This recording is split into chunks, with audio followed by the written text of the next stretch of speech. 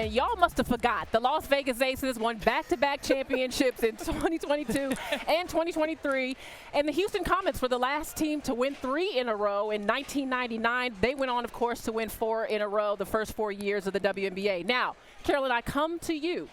Is Vegas poised to do it all over again? Look, Becky Hammon has a plan. When she first got to Vegas, she said, okay, this is going to be a three-point shooting team.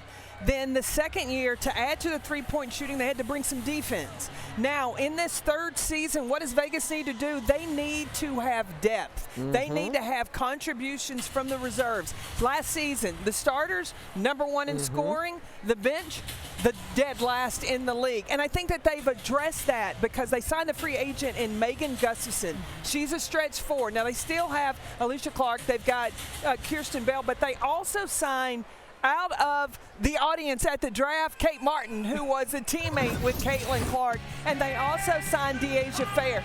These are players who can also score the basketball, and I think that contribution, if Vegas stays healthy, they have a huge opportunity to three-peat. So I actually, of those players that you mentioned, I'm really curious if Kirsten Bell can take a leap, because she's someone that often comes up as a potential X factor if she's playing well in the minutes that she was given. So I'm curious if she can continue to take a leap. But I'm also looking at Alicia Clark, who, y'all, she had to provide me with my favorite quote from a sporting event. Not supposed to be deep, but baby, in the sporting event last year when the Aces clinched their WNBA title going back-to-back, and she said, just because you are given a role, it does not mean that that is all that you are limited to. And when I tell you, I wrote that thing down on my heart, I received that, and so the way that she was able to step up as an 11-year veteran in this year, can she duplicate that sort of performance over the long term of the season, or at least until Chelsea Gray can get healthy? And I think last year her career, or her season high last year was about 18 points, and so she's well-rounded, she's savvy.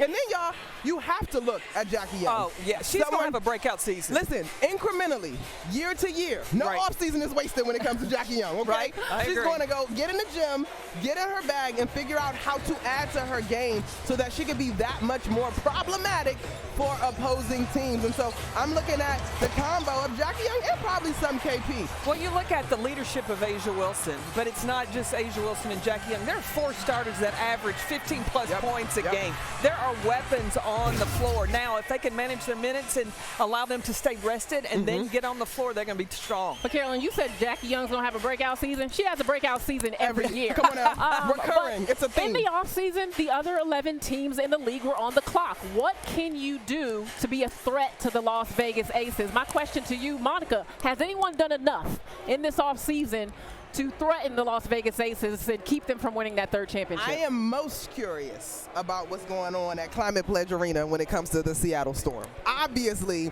Nneka Ogwumike was A1 in terms of the list of free agents this summer, and she is now pairing up with Skylar Diggins-Smith, joining Seattle this offseason, and Jewel Lloyd. You look at the experience between that group and the opportunity to win at a high level. Obviously, Jewel was there when Brianna Stewart and Sue Bird and all those guys were there, so she's won with that organization. Nneka has won in Los Angeles, and Skylar Diggins-Smith is still looking for that opportunity. So I'm really curious to see what that group's going to look like under Noelle Quinn. And then the rivalry that's been brewing now for a couple of seasons. The Liberty, y'all, we were in New York when Vegas took that thing from the Liberty in New York.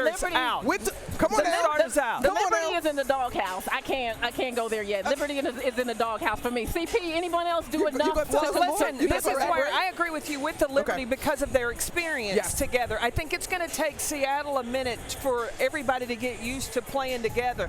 But I'm going to tell you, I got my eye on the Atlanta Dream. Okay. Because Tina Charles added to Cheyenne Parker, added to Ryan Howard, Alicia Gray, and they get Jordan Canada. I think that Atlanta. The Jordan Canada thing. I'm okay. All right. We got to keep an eye on that. That's all that's moving. Well, we're going to get a chance to see the New York Liberty and many of these other teams because the WNBA has quite the schedule. In fact, we've got more WNBA action. The Liberty will be playing this weekend as back-to-back #1 draft picks Aaliyah Boston and Caitlin Clark visit the reigning league MVP Brianna Stewart at Barclays at 1 p.m. Eastern, followed by the LA Sparks rookie duo Cam Brink and Rakia Jackson at Las Vegas.